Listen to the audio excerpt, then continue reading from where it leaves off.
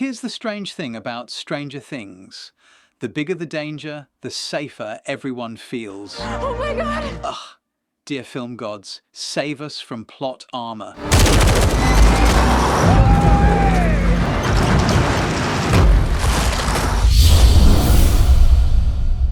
Watching the final season of Stranger Things, I felt that familiar tightening in the chest that precedes a rant.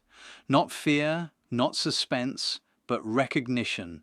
The recognition that the show had once again arrived at the velvet rope of mortality, only to usher its favourite characters past the bouncers with a knowing wink. Plot armour had descended, glossy and impenetrable, and with it, the peculiar sensation that nothing truly bad could happen here. Danger was being mimeographed rather than endured.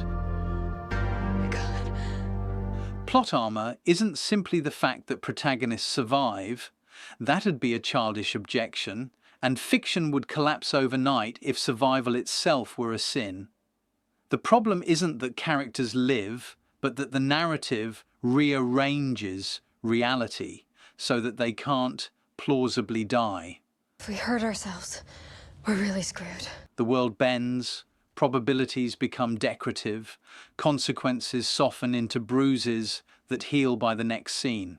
What should feel like risk, instead, feels like a contractual obligation between writer and audience. We pretend to worry, they pretend to threaten. In early Stranger Things, this contract hadn't yet been signed. The danger felt genuinely local, almost intimate. Kids disappeared, adults failed. The Upside Down wasn't a theme park, but an intrusion, an infection.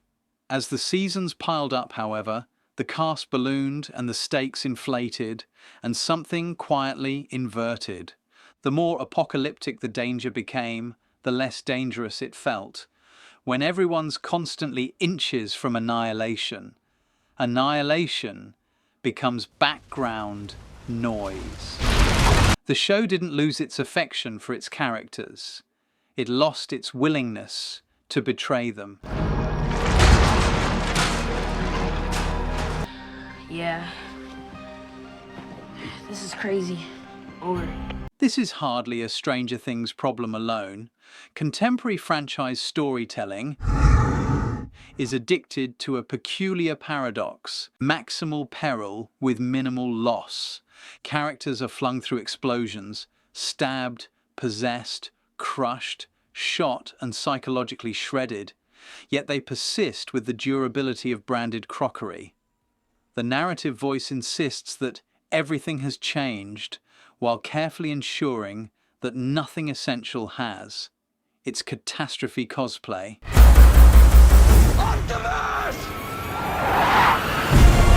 Compare this with the shockwaves that once followed genuinely unarmored deaths in Game of Thrones. The early seasons were electric, not because they were especially brutal, but because they were credibly unfair. Bring me his head! Status didn't guarantee survival. Moral decency was no shield. When death arrived, it arrived sideways, without orchestral warning, and it reconfigured the story rather than pausing it for grief before business resumed. The trouble, of course, is that this very success taught the wrong lesson. Death became a selling point, a gimmick, and eventually even Game of Thrones succumbed to a different sort of armour. Not that characters couldn't die, but that their deaths were increasingly instrumental, scheduled, narratively hygienic. Superhero fiction perfected this maneuver years ago. In the sprawling cosmos of the Marvel Cinematic Universe, death is less an endpoint than a sabbatical. Characters die to demonstrate emotional seriousness, then return once seriousness has been sufficiently demonstrated. The armor here isn't just plot-based, but metaphysical. Time travel, multiverses, resurrections, and narrative resets ensure that no loss need ever be final. The universe itself becomes complicit in protecting its assets. The result's a strange emotional inflation. Everything's epic and nothing sticks. This is absurd. What makes plot armor so corrosive isn't simply that it reduces suspense, but that it undermines meaning. Risk isn't an aesthetic garnish, it's the condition under which choices matter. When we know, deep down, that the story will contort itself to preserve its emotional furniture, we stop reading characters as agents and start reading them as inventory. Injuries become symbolic, sacrifices become provisional. Even bravery loses its edge when survival is preordained. There's also a subtler ethical cost. Stories saturated with plot armor train us to expect outcomes without payment. They offer moral reassurance without moral loss. In a culture already inclined towards consequence-free outrage and performative seriousness, this isn't nothing. Tragedy properly understood isn't about shock or nihilism, it's about the recognition that some goods can't be saved together. Plot armor abolishes this recognition. It insists, again and again, that with enough sincerity, teamwork, or rousing music, everything important can be preserved. The irony is that audiences are more resilient than these stories assume. We can tolerate loss, we can even crave it, not voyeuristically, but because loss acknowledges reality. Fiction doesn't need to mirror the world's cruelty, but it does need to respect the world's structure. Gravity should still pull, fire should still burn, bullets should still behave like bullets. When a story refuses to honor these constraints, it doesn't become kinder, it becomes weightless. And when a story introduces or reintroduces an additional character just so that it can have someone to kill off with minimum narrative impact, it doesn't become more moving. It becomes So stupid, so stupid, so stupid. Don't get me wrong, I enjoyed the ending of Stranger Things more than the overcrowded setup for that ending, and certainly a lot more than the ending of certain other shows. I liked the bittersweet note, and I even liked the decision to leave Elle's ending open to interpretation. What I can't shake is the suspicion that if she didn't get a happy ending, the show only made its central flaw worse.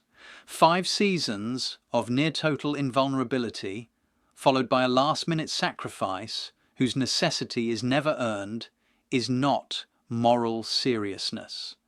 It's narrative whiplash.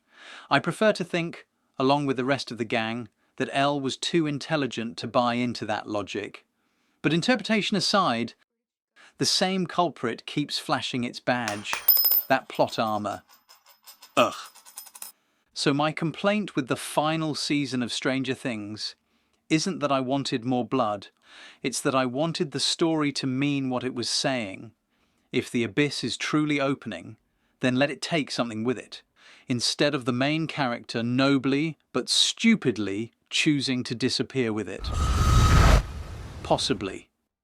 If the danger's existential, then let it rearrange existence. Otherwise, the upside down's just another backdrop, and that fucking franchise-safe narrative bubble wrap plot armor, no matter how lovingly fitted, gleams a little too brightly to ignore.